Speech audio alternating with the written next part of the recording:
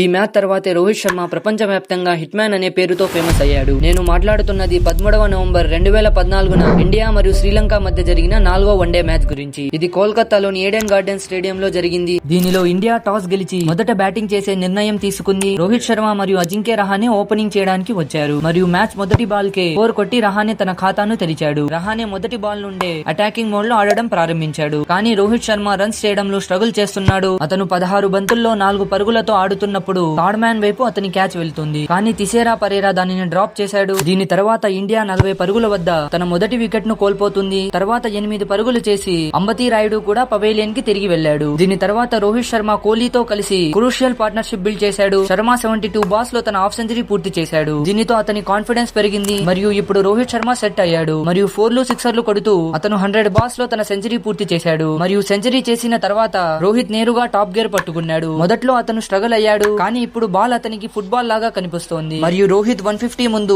విరాట్ కోహ్లీ కూడా తన half century పూర్తి చేశాడు. తర్వాత శర్మాజీ కూడా 4 కొట్టి 150 రన్స్ పూర్తి చేశాడు. కానీ దీని తర్వాత విరాట్ కోహ్లీ అన్ఫార్చునేట్ ని రన్అట్ అవుతాడు మరియు తర్వాత సురేష్ రైనా కూడా 4 బంతుల్లో 12 పరుగులు చేసి జయవర్ధనేకు తన క్యాచ్ ఇచ్చాడు. కానీ ఇండియాకు ఈ 2 వికెట్ల వల్ల ఎక్కువ నష్టం జరగలేదు ఎందుకంటే రోహిత్ శర్మ షో ఇంకా కొనసాగుతూనే ఉంది. శర్మాజీ యొక్క ఇలాంటి బ్యాటింగ్ చూసి శ్రీలంకన్ ప్లేయర్స్ ఇప్పుడైనా అవుట్ అవురా అయ్యా అని ప్రార్థిస్తున్నారు మరియు చూస్తుండగానే రోహిత్ తన కెరియర్ లో 2వ డబుల్ సెంచరీ చేశాడు. దీని తర్వాత కూడా రోహిత్ శర్మ ఆగలేదు మరియు శ్రీలంక బౌలర్లతో 4లు 6లతో డీల్ చేయడం కొనసాగించాడు. రోహిత్ ఒక ఇలాంటి అద్భుతమైన బ్యాటింగ్ ను అతని టీం మెంబర్స్ కూడా బాగా ఎంజాయ్ చేశారు మరియు 240 వ్యక్తిగత స్కోర్ వద్ద రోహిత్ ఒక ఇలాంటి షాట్ ఆడాడు. దానిని నేను ఇంపాసిబుల్ 6 అని అంటాను ఎందుకంటే మీరే చూడండి ఆఫ్ సైడ్ లో బయటకు వెళ్తున్న బాల్ ని ఎవరైనా చాలా సులభంగా ఫ్లిక్ చేసి డీప్ మిడ్ వికెట్ మీదుగా 6 ఎలా కొట్టగలరు. మరియు తర్వాత ఈ 4 తో రోహిత్ 250 పరుగులు కూడా పూర్తి చేశాడు మరియు ఇప్పుడు ఫైనల్లీ మ్యాచ్ యొక్క చివరి బాల్ లో రోహిత్ శర్మ 264 పరుగులు చేసి జయవర్ధనే చేతుల్లో క్యాచ్ అవుట్ అయ్యాడు. మొదట రోహిత్ శర్మ క్యాచ్ డ్రాప్ అయినప్పుడు అతను కేవలం 16 బంతుల్లో 4 పరుగులు మాత్రమే చేసి ఉండాడు. అతని క్యాచ్ పట్టినప్పుడు